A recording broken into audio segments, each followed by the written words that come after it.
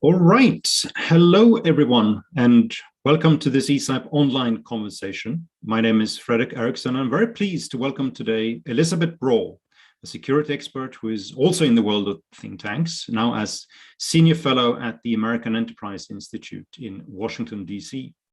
I first met Elisabeth about 25 years ago when we were both young and pretty new in the world of journalism and policy analysis. And since then, Elisabeth has had a great career in both fields.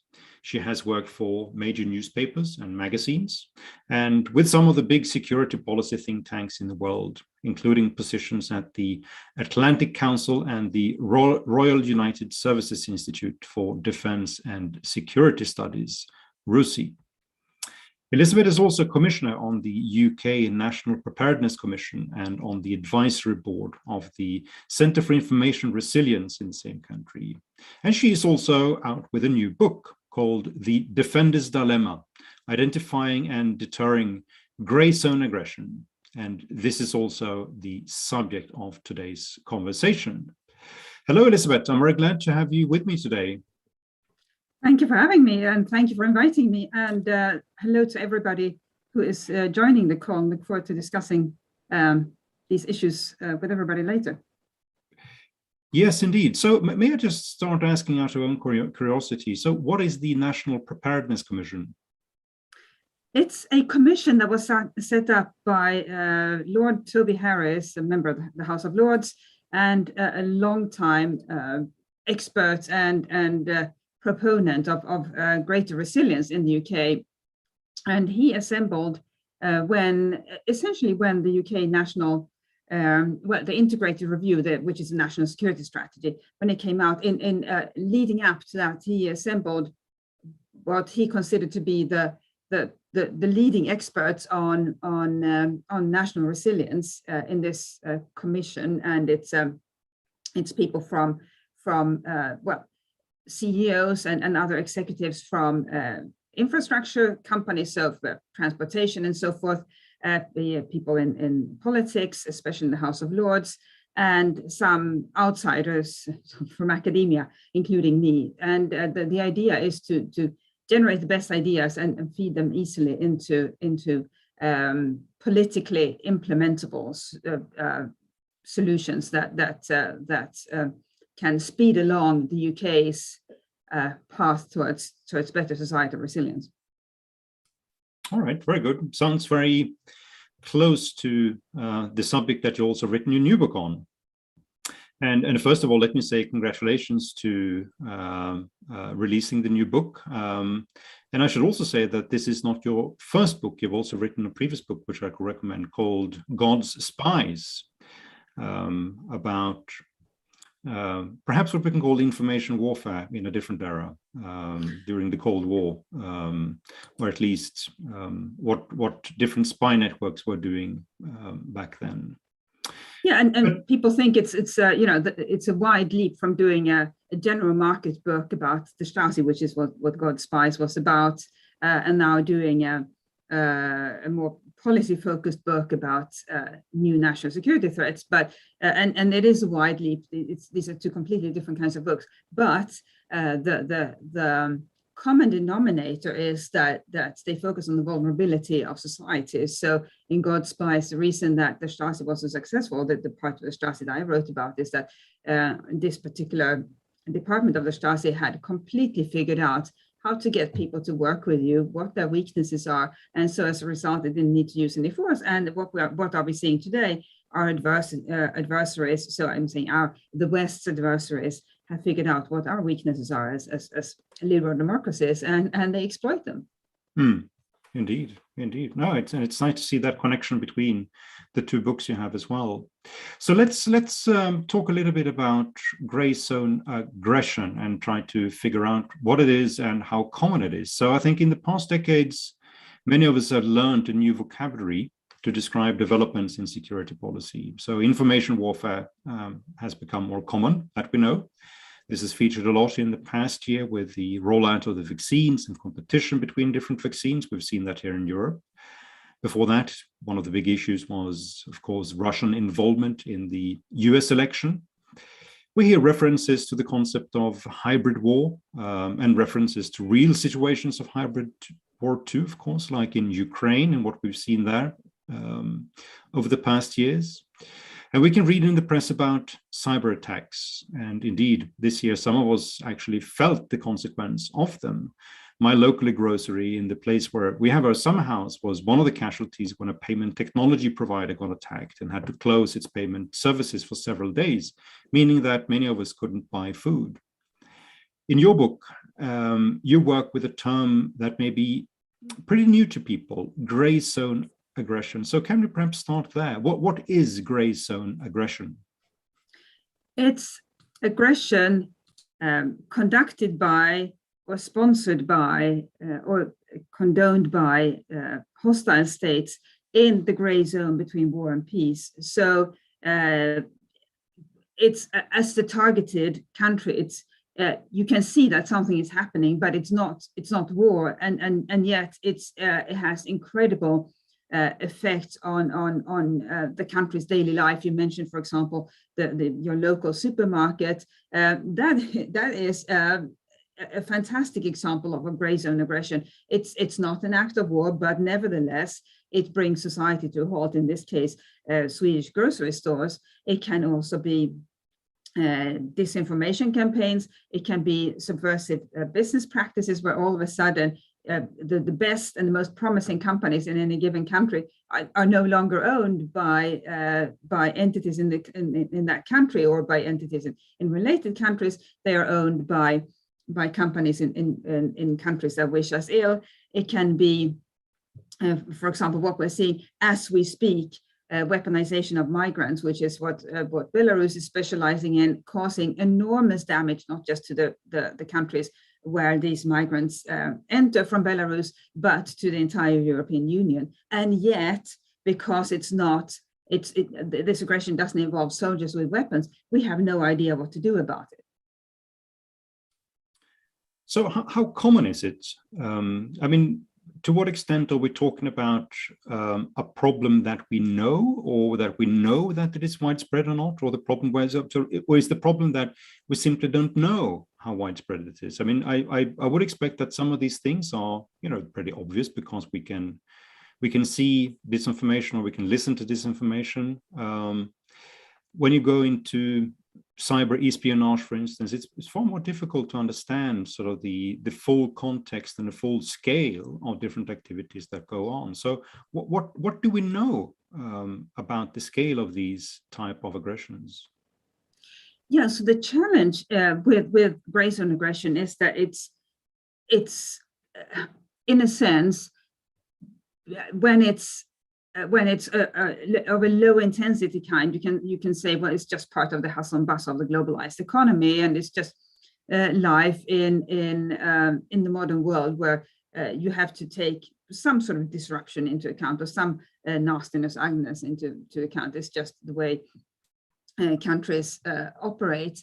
Or that's what you have to accept if you want to be part of a globalized world. So I think of geopolitical of gray zone aggression as geopolitical gaslighting, because it's happening on a daily basis. But it's so easy to tell yourself, well, maybe it's not real, maybe it's in my head, and not just people telling themselves that that's the case, but the other side can tell you that that's the case. And Russia and China are obviously trying to make us believe that what they are doing is nothing at all, and in fact that we should be their friends, and so that gray zone aggression really is geopolitical gaslighting, because it's not obvious when it's taking place until it's too late to do anything about it, and it's, as a result, it's easy to dismiss or to doubt your own perception of what's happening. So, for example, if we look at cyber aggression, we can say, well, it's just a price we have to pay for being part of this globalized world. Or we can say it seems to be terribly common in association with hostile states or countries that wish us ill, regimes that wish us ill. Or we can say, with regards to subversive business practices, so for example, acquisitions in the areas that are part of Made in China 2025, all of a sudden acquisitions in those areas, including of startups, are very common. And I think 5, 10 years ago, even 2 years ago, we would have said, well, mergers and acquisitions, that's part of the globalized economy, right? Why should we treat that as a national security threat? But then when we look at the sort of companies that are being bought up and are no longer, are as a result no longer, let's say, German, Italian, Swedish companies, but are associated with the country that has bought them, meaning China, then that becomes a national security challenge, because China wants to leapfrog us and become the world's leading manufacturing. Wants to become the world's manufacturing superpower. How do you do that? You essentially exploit or take advantage of other countries' expertise, their companies, and make them yours. And as a result, we have seen with a number of companies, for example, semiconductor companies in Sweden, an Italian drone company, a German industrial robot company, they are now Chinese companies, and there is nothing we can do. So how do you know that it's happening? Well, the problem is it's hard to tell until it's too late. And by the way, I should say this is not just in these areas. It's, for example, also with border alterations. So China has been conducting subtle border alterations, for example, gradually building islands in the South China Sea, or moving the border a little bit with Bhutan, and that's, you can say, what's a few meters? What difference does that make? Well, a few meters each time, and then it does make a difference, and it's an infringement on that country's sovereignty. But what do you do if it's just a little bit? You say, well, maybe it's not worth responding, it's not worth risking conflict, and that is the challenge. One of the reasons for why I was asking the question is also, I think, like many other people, I'm trying to figure out exactly what is the context for different relations that we're having with foreign governments today. So, I mean, you sometimes can hear references that the relationship between America and China, perhaps even Europe and China, is moving into something which would be akin to a Cold War. I'm not sure about that reference myself, given that there is a vast difference in economic integration and sort of the scale and depth of the economic ties, perhaps also other ties between the West and China. I'm sometimes thinking perhaps more about George Orwell said of the 1945 settlement that it was a peace that is no peace. And that perhaps seems to be a more apt metaphor, but it's also a metaphor, at least a realization that seemingly should have pretty strong consequences. If we are acknowledging the fact that we don't have a peaceful relation any longer with lots of different countries, there are others talking about or saying explicitly that we are already in a warlike situation with countries like China and Russia. It's just that it's a different type of war, and it's not fought with tanks or with rifles or with traditional military armory. It's a different type of war. So how would you sort of weigh these things up and position sort of these issues in a broader context to help us understand sort of how serious is this? Yeah, so I think the first thing I would say is that I think it's dangerous to say to use the word war, because then people will say, well, I don't see a war. What are you talking about? It's the usual suspects in the international security community who are sort of imagining or seeing ghosts again. But it's not a war. It's a geopolitical confrontation involving aggression against civil society. And so lots of people are saying, well, we are in a Cold War-like situation again, so we shouldn't be talking to Putin, we shouldn't be talking to Xi Jinping. Well, if that I think would exacerbate the situation. I think we have to be able to have two ideas or two thoughts in our heads at the same time. First, that these countries are trying to undermine us, are trying to weaken us, or I should say these regimes are trying to weaken our countries to improve their own standing in the world. But we also have to treat them as co-equals on the global political stage, where we have to conduct dialogue, not to be nice, but because it benefits us to understand them, and it benefits us if they understand us. And so it's, I think, it has to be a completely pragmatic consideration. If we don't understand their thinking, then we will make miscalculations about what they may be planning to do, and the same goes for them, and that could cause absolutely catastrophic chains of events that would be completely avoidable if we were to have that dialogue. And I think the best example of the person who has managed to hold two ideas in his head at the same time and conduct successful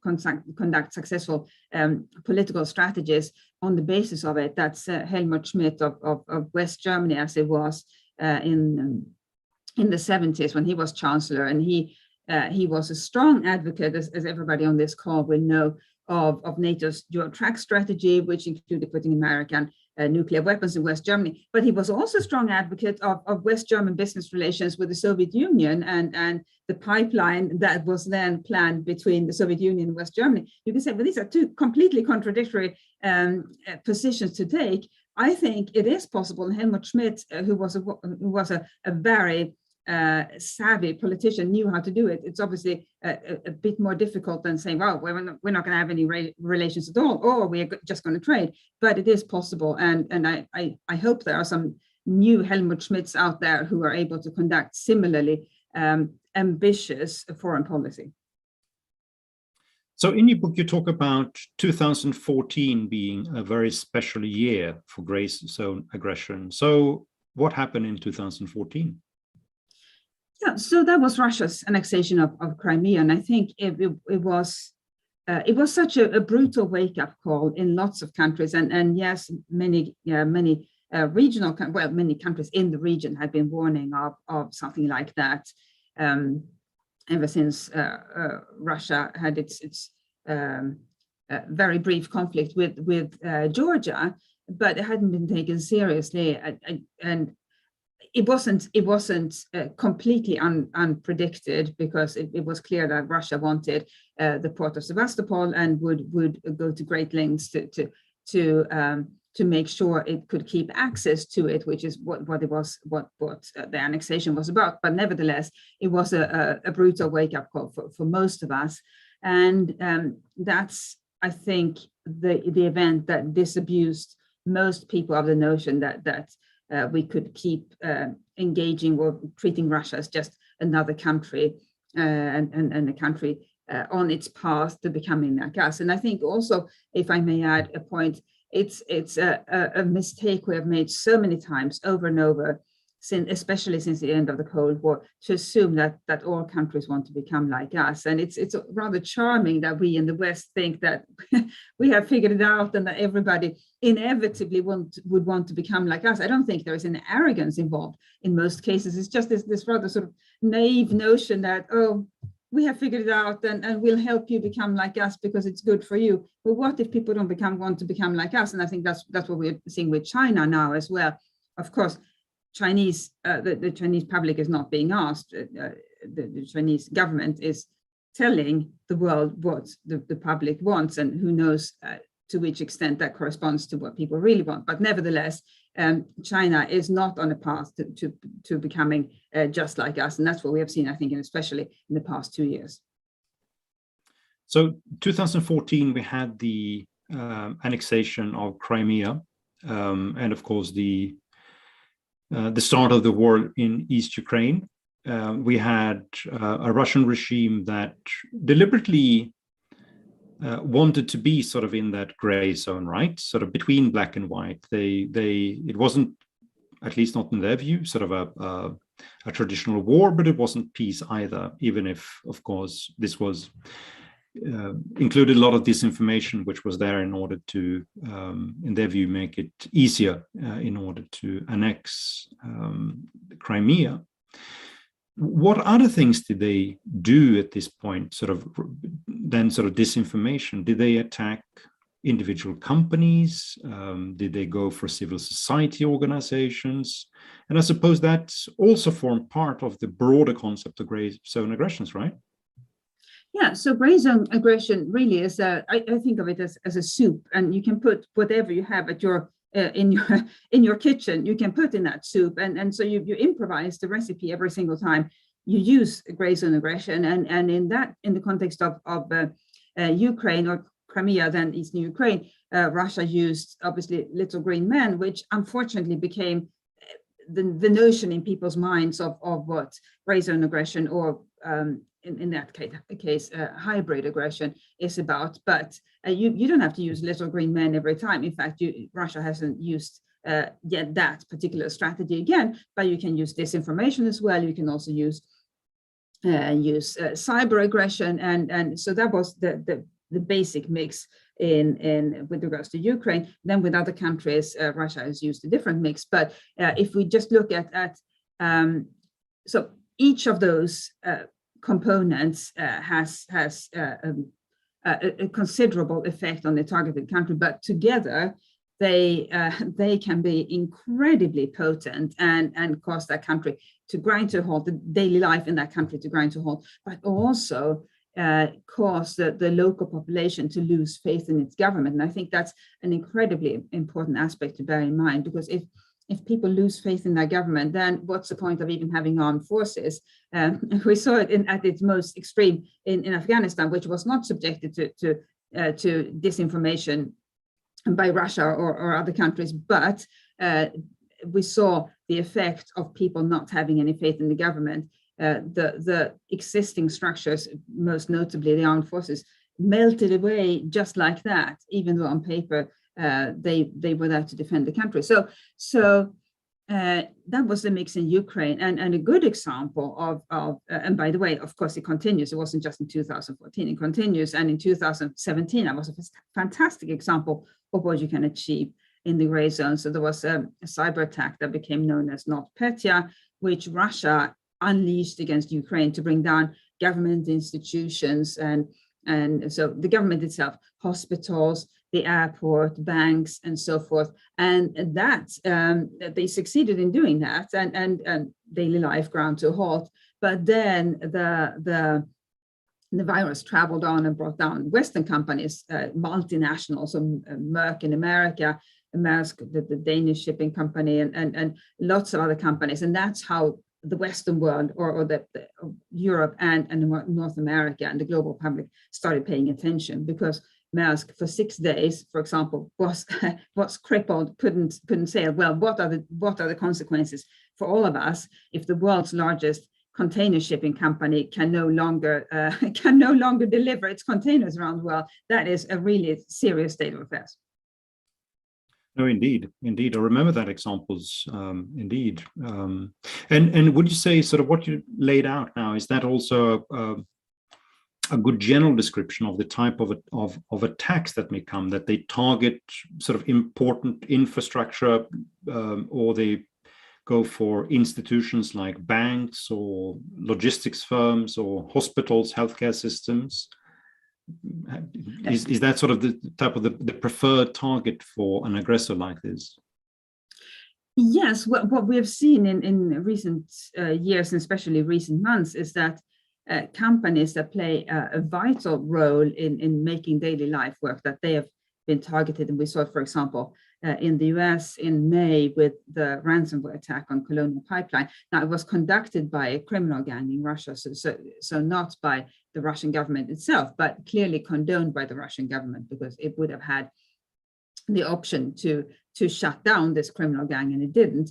And Colonial Pipeline, I think, is such an important incident to watch and learn from, because yes, it was a ransomware attack, and Colonial Pipeline, as a result, had to completely shut down its operations because part of the operations were affected by this ransomware, and so it had to shut them down. But what then happened was that people heard, oh, Colonial Pipeline has been targeted. There will be gasoline shortage. I better buy some gasoline now. And everybody went to their gas station to buy gasoline, and as a result, created a really extremely serious gasoline shortage, right? So there was the gasoline shortage caused by the attack itself, but then there was the shortage, the much more severe shortage caused by people panicking as a result of the attack. And that, I think, illustrates how important it is to involve the public in preparing for GrayZone aggression, not in the sense of always of drumming up fear, because we want to live in, we enjoy our free and open societies and we don't want to always worry about what could happen, but just to have people understand that things like this are possible and they will happen again, and not to panic when they do happen. And then one other point about colonial pipeline, which I think is really important to bear in mind. So for the past 30 years in particular, well, ever since the advent of computers and the internet, companies have become more digital. Their operations are computer-based, which is fantastic. And older workers have been phased out because they were trained in the old manual systems, and younger workers, they're better at learning digital things, so they are seen as maybe better workers, or at least more valuable workers. But when we see attacks like Colonial Pipeline, in the case of Colonial Pipeline, the CEO said, or told the Senate when he was called in to talk about what had happened, he said, we just don't have enough older workers. The older workers who knew how to operate the system manually, they're either retired or dead. So with such older workers, Colonial Pipeline would have been able to keep operations going at a bit higher. So they managed to have minimal operations, but with older workers, they would have been able to supply more gasoline and averted this really serious crisis that resulted. Norsk Hydro did exactly that. They had some older workers who knew how to operate manually, and they managed to keep operations going when they were targeted. So I think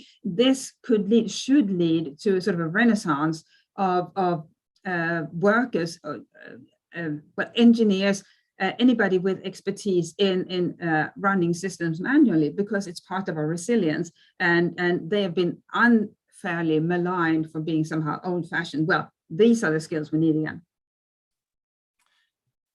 Let's get back to that issue in a while, because I think it's interesting. But let me first ask you, so you mentioned a couple of governments that are aggressors in this field, and then you also made reference to sort of criminal gangs that were operating. So what do we know about sort of the linkages between governments and different gangs that are operating? For instance, I mean, the example I gave you with the payment technology provider that had to cancel its operation this summer, I think sort of the general explanation that people were receiving was that, you know, this was someone who wanted to blackmail the company and get money for it. But when you heard the sums involved, you struggle to think, you know, how can this be blackmail? Because, you know, the sums are so small, so there must be other objectives behind it than just trying to sort of take money out of different firms.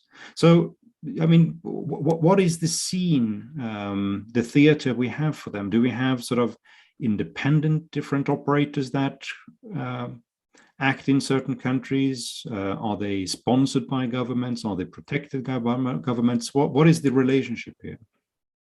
Yeah, so we have the whole plethora of arrangements. So in some cases, if we look at cyber in particular, the attackers, the individuals who carry out the attacks are employees of various government agencies, and the US government every now and then charges a few individual cyber attackers. Of course, nothing will ever happen because they'll never enter America, but nevertheless, they are sometimes charged, and it's often officers in various Chinese intelligence agencies. But then we have, and I think this is the trickier area to address, we have criminal gangs or freelancers even, who work on behalf of the government, and it's of a hostile government, and it's virtually impossible to link them for us to link them to the sponsoring government, because it doesn't even need to be a paper trail, or I should say digital trail. It could just be a handshake,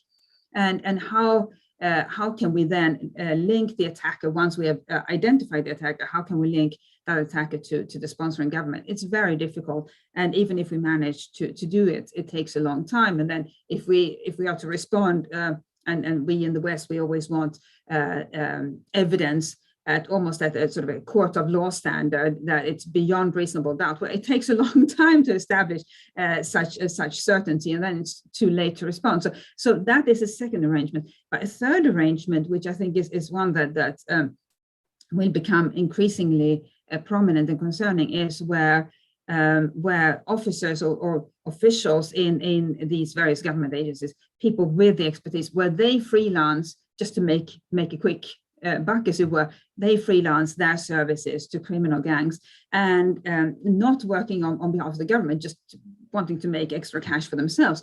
And that is already leading to proliferation of cyber weapons.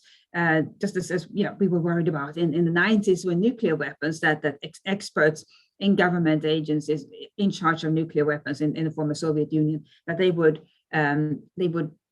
volunteer their services to various criminal outfits.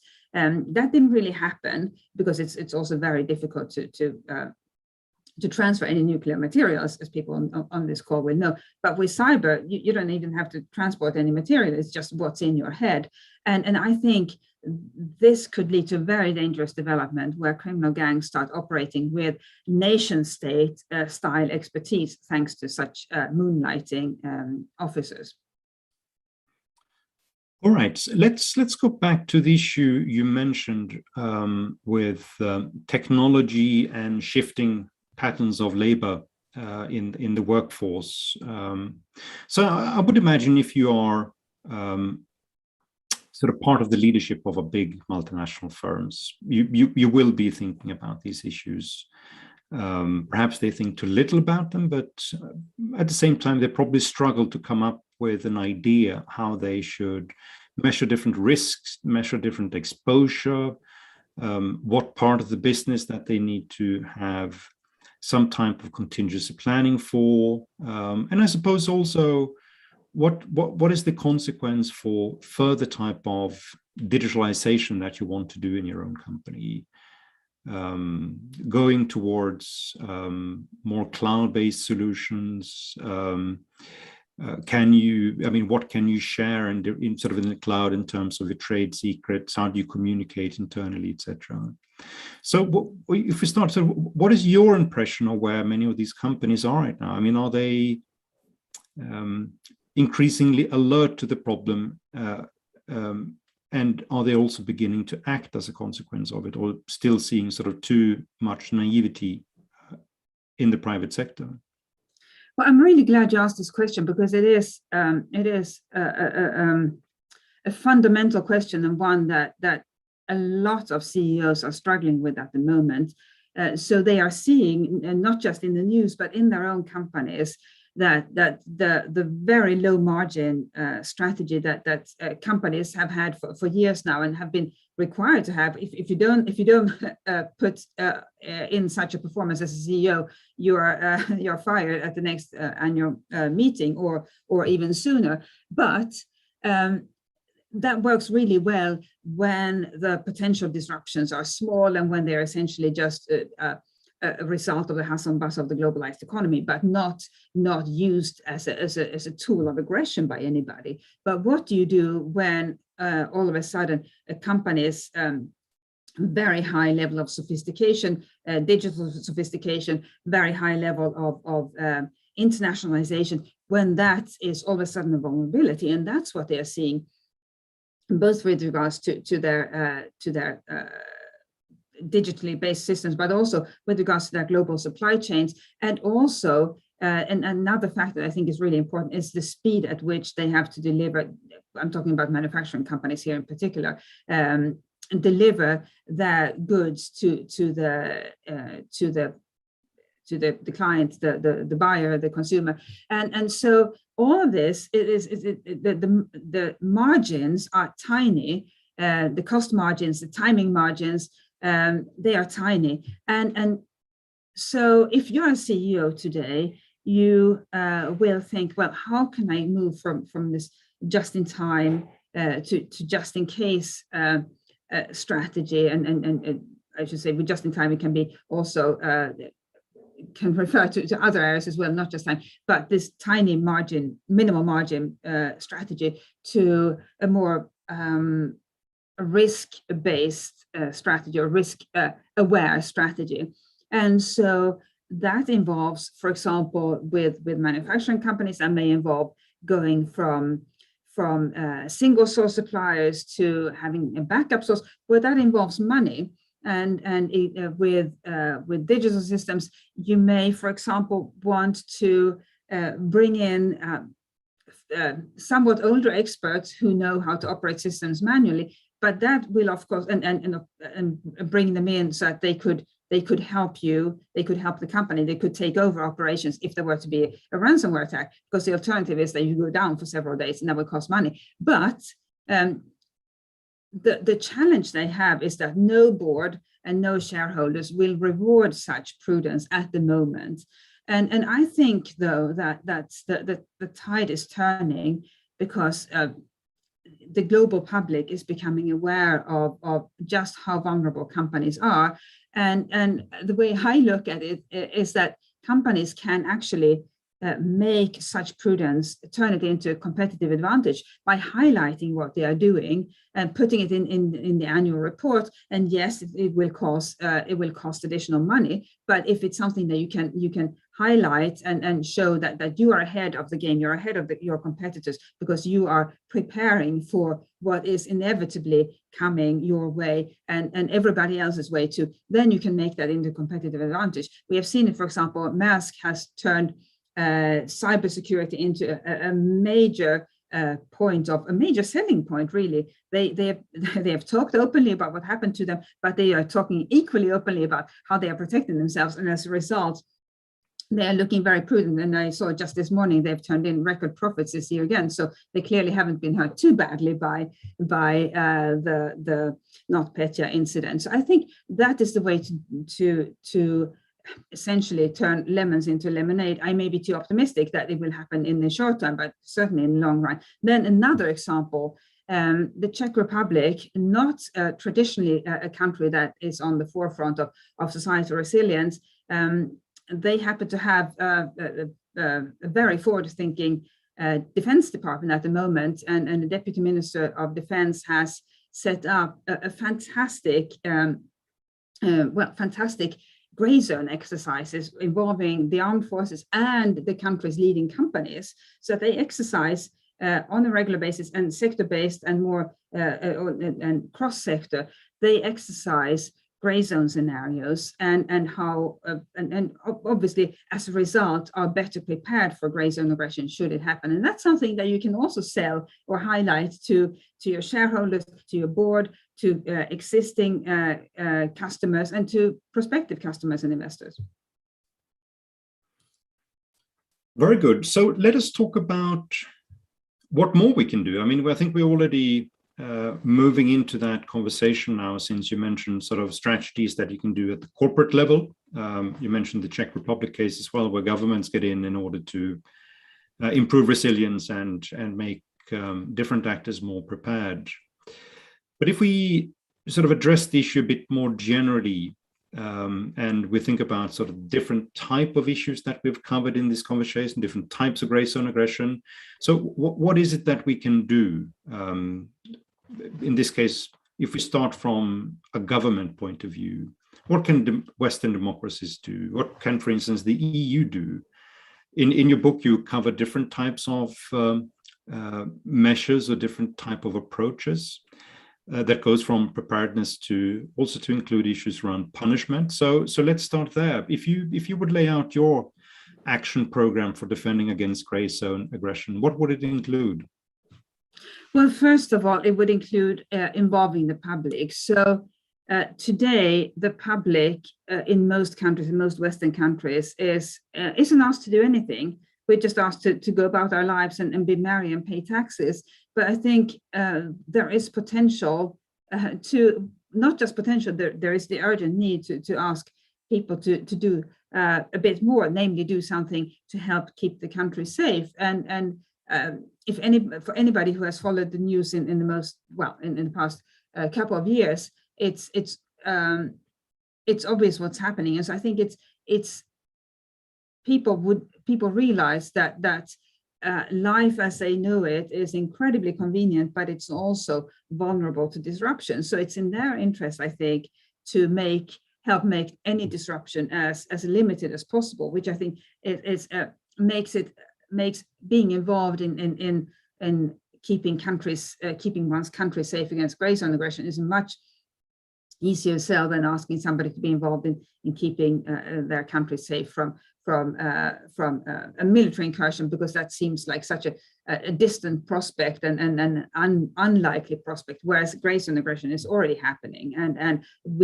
can and will affect everybody. So I think, for example, the leaflet that the Swedish government or Swedish Civil Contingencies Agency put out 3 years ago, inspired by a Cold War leaflet, but there are also similar leaflets in earthquake zones. That leaflet was really fantastic and something that other countries can learn from. A very straightforward little publication that said, that was called If Crisis or War Comes, and told people, this is how you know that a crisis is afoot, and this is how you identify this is how you know whether the information is coming from the government. If it's not coming from the government, you should only follow information coming from the government in case of a crisis. And here's how to prepare for a crisis, whether it be an extreme weather event or aggression in the gray zone. Here's what to do while it's happening, and here's how you know that it's over.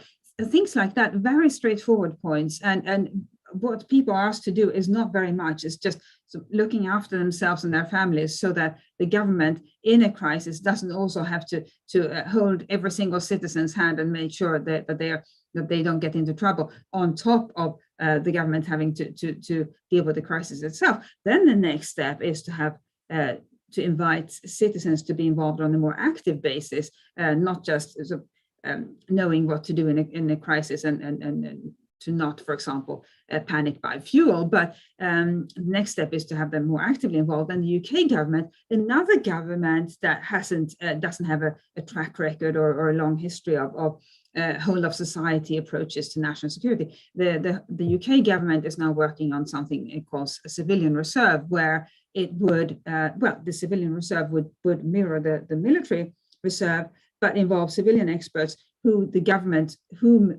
could use in a crisis. It's a fantastic concept because people want to help, but today when a crisis occurs, it may not be obvious that it's occurring, and as we have discussed, until it's too late, and then then there is not very much you can do about it. But with this sort of reserve, for example, the government would be able to ask people with established expertise to come and help when it sees a crisis unfolding. So all that I'd say, sort of, it's basically contingency planning, right? So being, as a society, more prepared. Do we need to have another defense line as well? I mean, I suppose if we improve our defensive capabilities, we would perhaps be better at weathering problems when they arise. But do we also need to take more specific actions, for instance, against countries or individuals that are part of attacking open societies with these type of measures? Yeah, so if you think of GrayZone aggression, you can think of it as schoolyard bullying. So most kids, when there's a schoolyard bully, they try to hide somewhere so he won't hit them, and that's a workable strategy up to a point, because it's a very defensive strategy. But you also need to be able, to solve the situation, to make it stop. You also have to be able to hit back, or you have to be able to signal that you'll hit back, and hopefully, if he realizes that there is somebody who will hit back and it will hurt him, he won't even engage in bullying in the first place. And that's what we call deterrence by punishment, right? You deter the aggression by signaling that the aggressor will be punished, and that's where we need to figure out as the West collectively, not as individual countries. We need to work together to identify what we can collectively signal that we will do if GrayZone aggression continues. And one area that I put in the book that I think is really important is that one strength that we have is the attractiveness of our societies, and the fact that many members of the elite in the countries of which are still primarily Russia and China, their spouses, their children, they live here in our countries or own property in our countries. They have bank accounts in our countries, and that's something that depends on our generosity.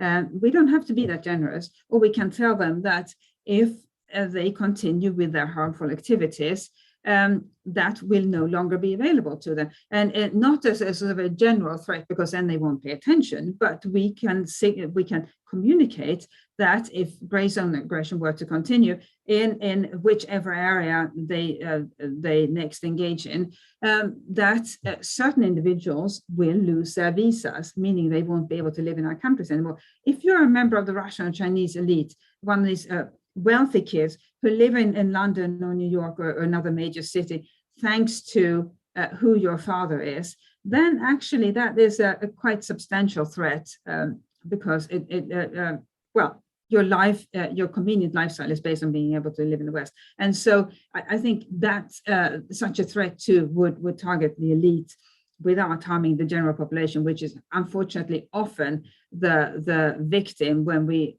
impose traditional sanctions. Such sanctions rarely harm the elite and disproportionately harm ordinary citizens. Then another form of punishment we could use is to make the information about these arrangements, about property ownership, about bank accounts, about financial transactions. We could threaten to make that public, and we wouldn't need to say whose information we have. And by the way, this is not secret information; it's publicly available if you know where to look. But people in these countries are not necessarily aware of their leaders' bank accounts in our countries and where they keep their money. That's something that we can communicate. It is an absolutely hypocritical stance for these leaders to try to harm our countries while enjoying the benefits of having access to them. So I realize that obviously this is not as powerful as threatening a nuclear strike in retaliation against an army invasion of another country, but nevertheless, it's more than we are doing at the moment. And the point is, I think, to target individuals, because if you issue a blanket threat, then nobody feels that it applies to them, whereas these individuals are powerful, and if they were to personally suffer or be told they would personally suffer, they would think twice. So you mentioned towards the end of your book this case with Huawei in Sweden, where it wanted to become part of the 5G rollout, and there was a decision by a local authority in Sweden which denied access to Huawei because of security concerns. This case hasn't ran its course yet in the court system, so I think there is an appeal process going on for the moment. But I think the case itself is pretty interesting, as you say in the book, partly because naturally there were retaliations coming, in the sense that if Huawei will not be able to be part of European countries' 5G deployment, then other companies from Europe may not be receiving particular market access in China either. So it's always that sort of threat which is hanging over governments that want to take these decisions.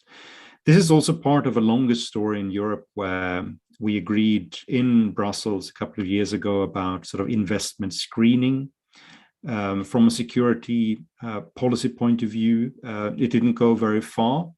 But do you think this is something we need to have more of as perhaps part of a preparedness type of approach, in the sense that we don't want to get into problematic situations from the start? So we in order to avoid problems later on, we try to avoid them right now. America, for instance, using investment screening much more thoroughly than it's being done in Europe. What do you think? Do you think this is a type of mechanism, type of instrument we need to have more of?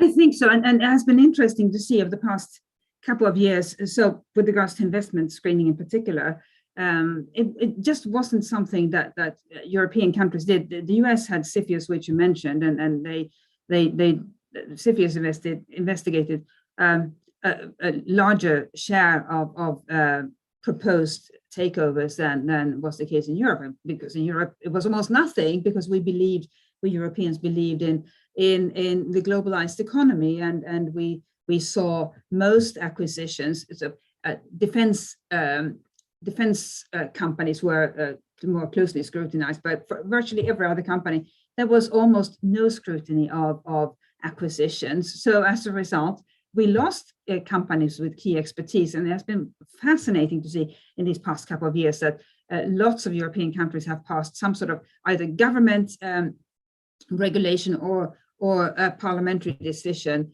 on enhanced or something less than rudimentary investment screening. So there has been this awakening, and there is more screening now.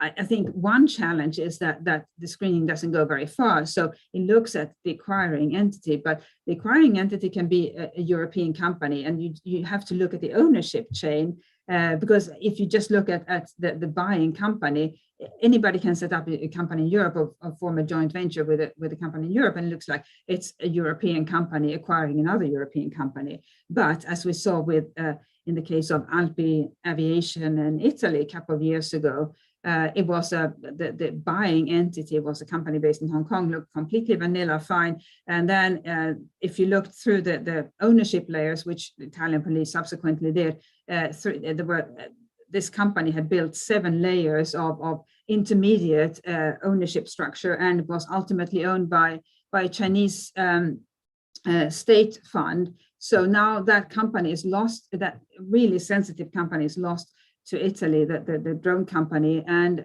is owned by the Chinese government. So it's really imperative, I think, to look at the whole ownership chain. Then, with regards to your first point of our companies being punished by China in particular, if our governments dare to voice an opinion that displeases the Chinese government, this is a real concern, because our companies are so dependent on the Chinese market, both for their supply chains, but especially for sales.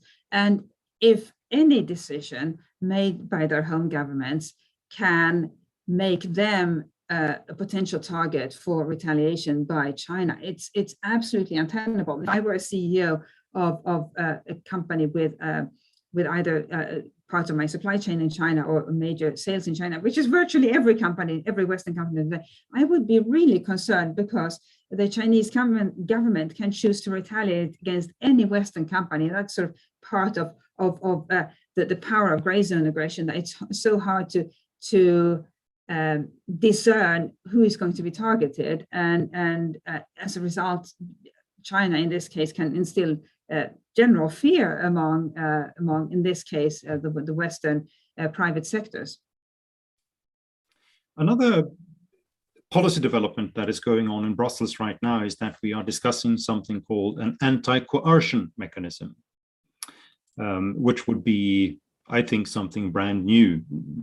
It wouldn't be sort of a copy and paste for some policies that already exist in other countries, but it is an instrument which, of course, has the intention of trying to deter other governments from using coercion in order to achieve certain type of outcomes. And quite often in this case, at least when we're talking about this instrument, it would be outcomes in the economic field. So you have governments that may threaten to do pretty aggressive things in return for something benign that another country do, or if there is a a rejection on a mergers and acquisition proposal, for instance, they're going to retaliate with something else.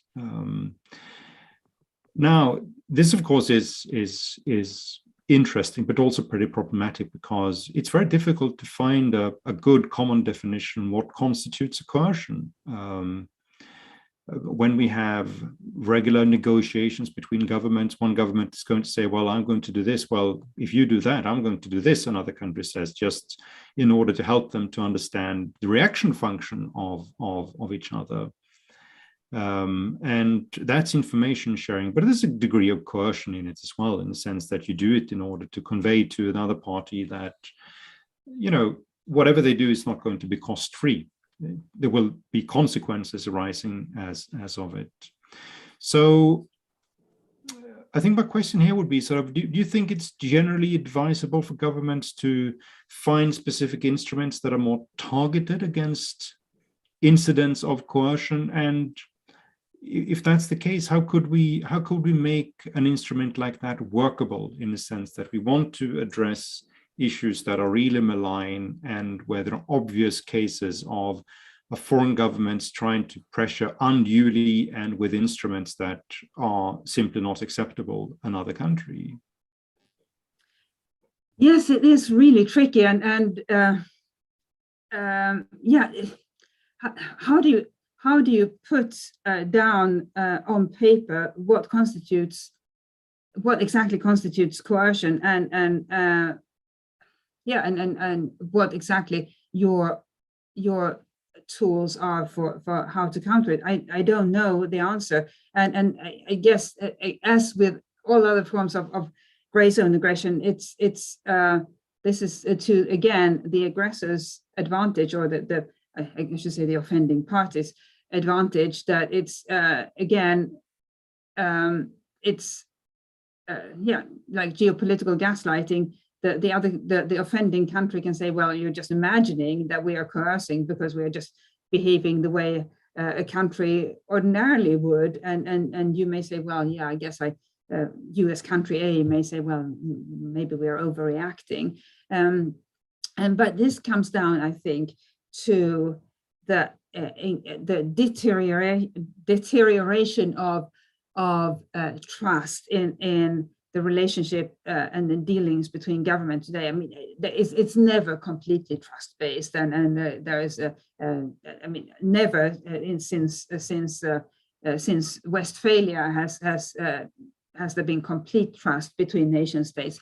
But nevertheless, I think that the challenge that we have now is that China, Russia, Belarus, North Korea, Iran, and I think other countries may join them. They don't care if they are seen as, if the global public knows they are negotiating in bad faith. And that is a huge challenge. That's not to say that we in the West are perfect, but and the US has certainly over the years used coercion and undue pressure on other countries. So and it's something that is nothing to be proud of. But nevertheless, the challenge that we have now is that we can't even count on these countries to take pride in being seen as upstanding members of the global community, which the Soviets, for all their faults, they wanted to be seen as trustworthy and respectable pillars of the internet, a trustworthy and respectable pillar of the international community. What do you do if you can't appeal to that? And that's where we are today. All right, Elisabeth, thank you very much. It's been a great pleasure talking to you. We are sort of running out of time now. We've already passed the time when we're going to end. I have lots of more questions I wanted to ask. Also, lots of more questions from different people that have been watching us and sent me questions. But that's the receipt for a good event, in the sense we didn't have time to cover all the things that we wanted to ask you. But this has been sort of extraordinarily enlightening. I think I speak for a lot of people when I say that it is a bit of a new area for many. Even if some of us are old enough to sort of have lived through the Cold War, at least part of it, and know sort of the concept of contingency planning and preparedness, we've also been almost lulled into a psychology of complacency over the past 25 years, when we just have thought that major conflicts, major problems won't arise. And of course, in the past years, we've been confronted with many different types of new crises that have put a lot of pressure on governments, on the private sector and civil society. So it's obviously something we have to become more accustomed to in the future and become better at planning for. So thank you so much for taking the time. Let me also say to everyone that Elisabeth's book is freely available on the website of the American Enterprise Institute, so do go there. It is certainly worth a read. You will be enlightened, and I wouldn't say scared, but at least you will be more informed about the realities going around you that you perhaps haven't heard about before. So thank you so much, Elisabeth. Thank you, and thank you for your interest. And I think the way things are going, this area is going to become more crowded. More countries will discover what they can, how they can use these tools. So maybe let's convene as in the future and answer the remaining questions. And no doubt there will be many more new developments to discuss at that point as well. Sounds like a great idea. Thank you.